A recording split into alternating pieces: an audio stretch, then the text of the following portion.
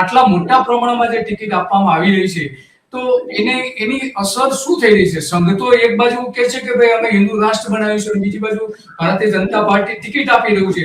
તો આરએસએસ ની નરેન્દ્ર મોદી માનતા નથી કે આરએસએસ પણ સત્તા પ્રિય થઈ ગઈ છે? શું લાગે છે સંઘનું વલણ તમારે?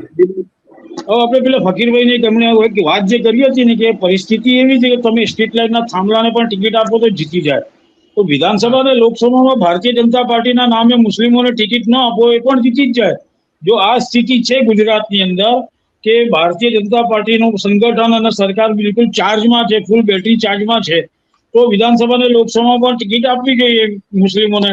બીજી વાત કે સંગઠનમાં તમે લઘુમતી મોરચો બનાવીને ભારતીય જનતા પાર્ટી લઘુમતી મોરચો બનાવીને મોરચા પૂરતો મર્યાદિત રાખો છો, મેઇન સ્ટ્રીમમાં નથી લાવતા મુસ્લિમોને.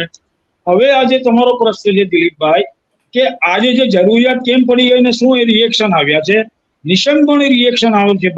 ભારતીય જનતા પાર્ટીના જે કમિટેડ હિન્દુત્વના વોટર્સ છે તે લોકો દ્વારા અંદર ખાને બહુ મોટા પ્રમાણમાં કચવાટ છે કે જે રીતે મુદ્દો એ છે કે શહેરી વિસ્તારમાં કે મહાનગરપાલિકાઓમાં જે રીતે આપણે જોઈએ છીએ કે વડોદરા, રાજકોટ, સુરતમાં કોઈ ટિકિટ મહાનગરપાલિકાની ચૂંટણીમાં આપવામાં આવી નથી.